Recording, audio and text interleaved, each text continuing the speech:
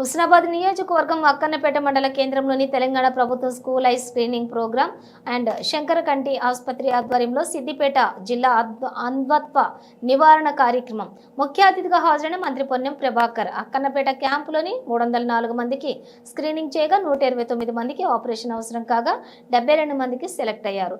52 మందికి ఈ రోజు వచ్చే వారం మిగిలిన వారికి ఆపరేషన్. కార్యక్రమంలో పాల్గొన్న జిల్లా కలెక్టర్ మనో చౌదరి, సిద్దిపేట గ్రంథాలయ సంస్థ chairman Lingamurthy, single window chairman Shivaiah, Husnabad market committee chairman Tirupathi Reddy, DMHO Palvan, అలాగే ఆర్టీఓ రామ్మూర్తి, ఇతర అధికారులు, మంత్రి పొన్నం ప్రభాకర్ శంకరకంటి ఆసుపత్రి అక్కన్నపేటలోని క్యాంప్ ఏర్పాటు చేసి 309 మందికి పరీక్షలు నిర్వహించి 129 మందికి ఆపరేషన్ చేయిస్తున్నారు. అందరూ ఆరోగ్యాన్ని కాపాడుకోవాలి. గతంలో పెద్దవారికి కంటి అద్దాలు వచ్చేవని, కానీ ఇప్పుడు చిన్నపిల్లలకు కూడా వస్తున్నాయి. ఆకుకూరలు మంచిగా తినాలి. ప్రభుత్వ ఆసుపత్రిలో చికిత్స చేసి ఉచిత మందులు ఇస్తున్నారు. ఆరోగ్యాన్ని అందరూ మీకు మీరే కాపాడుకోవాలి. శంకరకంటి ఆసుపత్రి క్యాంపు పెట్టడం వారి అభినందనలు. ఇక మనం కళ్ళతో స్వేచ్ఛగా వీక్షిస్తున్నాం, కళ్ళకు ప్రమాదం వస్తుంది అంటే మనం జాగ్రత్తగా ఉండాలి. ప్రెగ్నెన్సీ సమయంలో మంచి ఆహారం తీసుకోవాల్సి ఉంటుంది. ముందు జాగ్రత్త చర్యలు కూడా చేపట్టాలి. గతంలో న్యాచురల్ ఫుడ్ తీసుకునేది, ఇప్పుడు అంతా ఫర్టిలైజర్ ఫుడ్ ఉంది.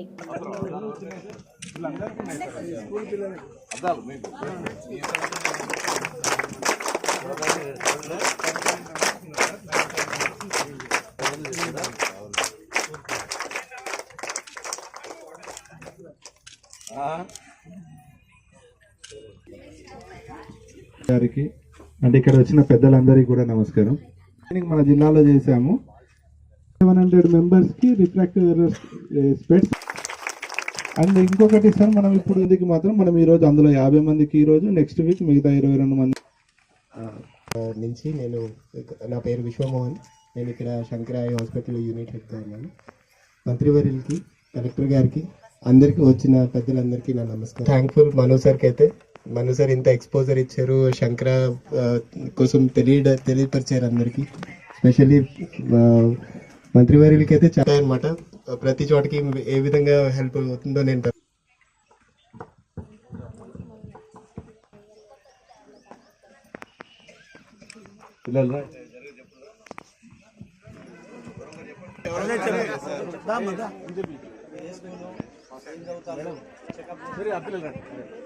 ఎవరైనా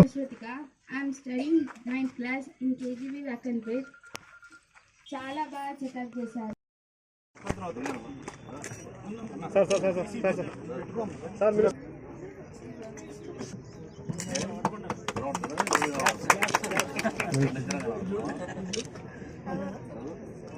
శివశ్రుతిక, శ్రీలక్ష్మి, పుష్కల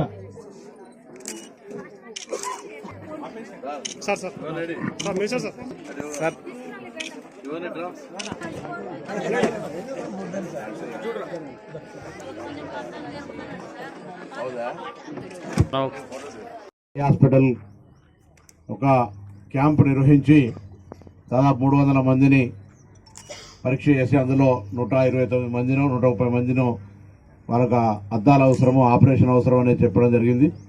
మరి అందులో కొంతమంది రావడానికి సిద్ధపడ్డారని చెప్తా ఉన్నారు. తప్పకుండా అన్నిటికంటే ఇలా ఆరోగ్యం బాగుండాలనేటువంటి అందరి ఆలోచన. ఆరోగ్యం బాగుంటేనే మనం ఎవరి పని కానీ వాళ్ళు చేసుకోగలుగుతాం. లేకపోతే కొంత శక్తి ఉంటే మనం ఏదైనా ముందుకు పోవడానికి అవకాశం ఉంటుంది. ఈరోజు చిన్నపిల్లలకి అద్దాలు వస్తాయి. ఇప్పుడు జనరల్గా చాలా పెద్ద వయసు వస్తే అద్దాలు వచ్చేటువంటి పరిస్థితి ఉండే.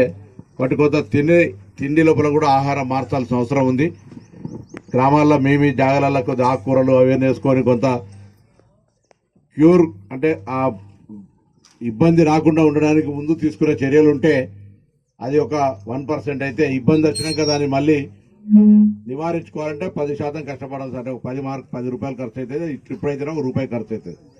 కాబట్టి నేను మిమ్మల్ని అందరూ ఒకటే కోరుతా ఉన్నా, ఆరోగ్యాన్ని రక్షించుకోవడానికి తీసుకోవాల్సిన జాగ్రత్తలు అన్నీ తీసుకోండి. గ్రామంలో పెద్దలు ఇప్పుడే అందరూ ఆశా వర్కర్స్ కావచ్చు, లేకపోతే ప్రైమరీ హెల్త్ సెంటర్కి సంబంధించిన డాక్టర్లు కావచ్చు, ప్రభుత్వం వైద్య ఆరోగ్య శాఖ కావచ్చు, లేకపోతే ఇట్లా కొంత హాస్పిటల్స్ ఈ విధంగా మెడికల్ క్యాంప్స్ నిర్వహించే కార్యక్రమం కావచ్చు. ఇంకా ఏదైనా ఇబ్బంది అయితే గవర్నమెంట్ హాస్పిటల్లో ట్రీట్మెంట్ చేసుకోవడానికి సంబంధించి మెడికల్ మందులు కూడా ఉచితంగా ఇచ్చే పరిస్థితి.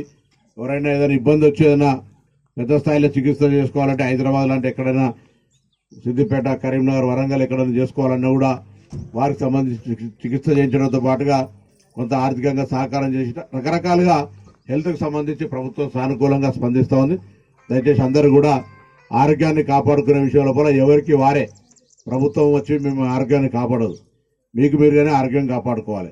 అది ప్రాథమిక సూత్రంగా భావించుకొని మీ ఆరోగ్యాన్ని కాపాడుకోవాలని సందర్భంగా నేను కోరుతూ, మరి శంకర్ హాస్పిటల్కి సంబంధించిన వాళ్ళు ఈరోజు కళ్ళు అన్నిటికంటే నేత్రం అనేటువంటి చాలా ముఖ్యం. కళ్ళు ఒకసారి ఊహించుకోండి, కళ్ళు లేకుండా ఉండేటువంటి వాళ్ళ పరిస్థితి ఏ విధంగా ఉంటుంది అంటే చాలా దుర్భరమైనటువంటి పరిస్థితి.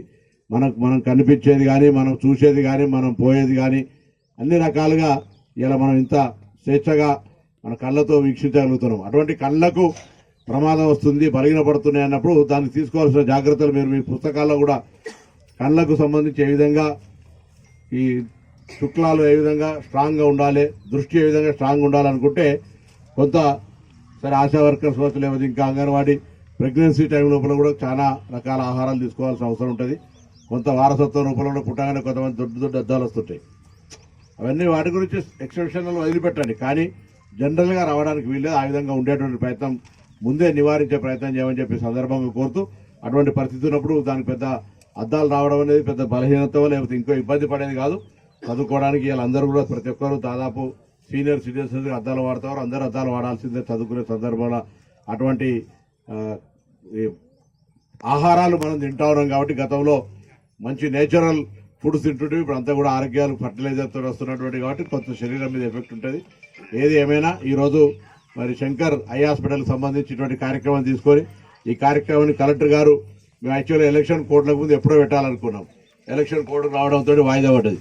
ఏదేమైనా ఇవాళ ఈ ప్రోగ్రాం కార్యక్రమం నిర్వహించుకుంటాను.